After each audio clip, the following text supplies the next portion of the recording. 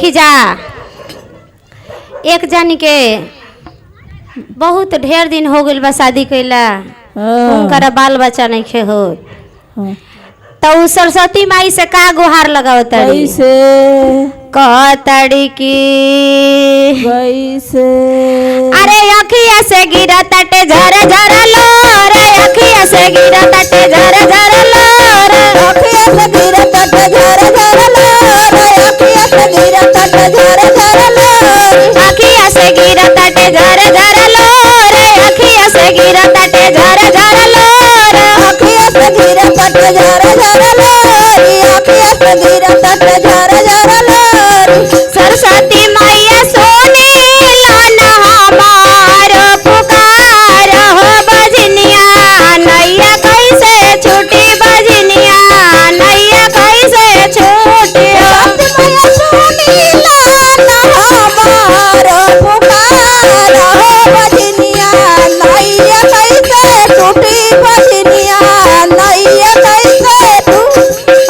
सरस्वती मैया सोनी लाना हमार पुकार हो बजनिया, नैया कैसे छूटी बजनिया, नैया कैसे छूटी हो। सरस्वती मैया सोनी लाना हमार पुकार हो बजनिया, नौआ कैसे टूटी बजनिया, नौआ कैसे टूटी। रोजे रोजे सासू हमर माना, रोजे रोजे सासू हमर मारा तारी ताना, रोजे रोजे सासू हमर मारा तारी ताना, रोज रोज सासू हमर मारा तारी ताना, रोज रोज सासू हमर मारा तारी ताना।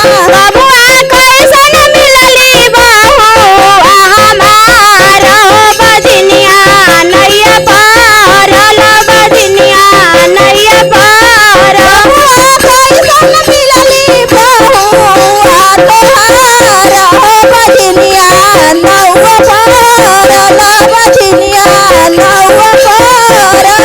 भोरे भोरे उठी हम चरण पखारब, भोरे भोरे उठी हम चरण पखारब, भोरे भोरे उठी हम चरण पखारब, भोरे भोरे उठी हम चरण पखारब। सरस्वती मैया दाई दीना गोदी में होरी लवा हो बजनिया, नैया छूटी जइहे बजनिया, नैया छूटी जई। सरस्वती मैया दाई दान गोदी में होरी लवा हो बजनिया, नौआ छूट जइहे बजनिया, नौआ छूट जइहे। मैया दाई दान एकाही ललानवा हो बजनिया, नैया छूटी जइहे बजनिया, नैया छूटी जई। मैया दाई दान एकाहू ललानवा हो बजनिया, नौआ छूट जइहे बजनिया, नौआ छूट जइहे। चुप हो का शिष्या हमार, चुप हो का शिष्या हमार, चुप कसितिया हमार, चुप कसितिया हमार। शिष्या हम देव सुंदर ललानवा हो बजनिया, नैया छूटी जइहे बजनिया, नैया छूटी जई।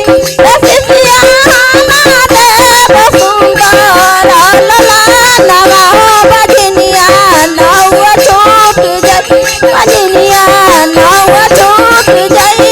शिष्या हम देव गोदी में ललानवा हो बजनिया, नैया छूटी जइहे बजनिया, नैया छूटी जई।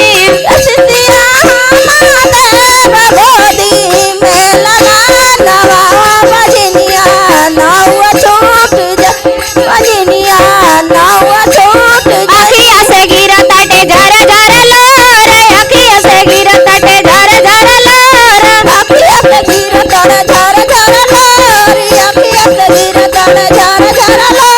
सरस्वती मैया करले बजनिया पुकार हो बजनिया, नैया कैसे छूटी बजनिया, नैया कैसे छूट। सरस्वती मैया करले बजनिया पुकार हो बजनिया, नैया कैसे छूटी बजनिया, नैया कैसे छूटी। बोला सरस्वती माता की जय।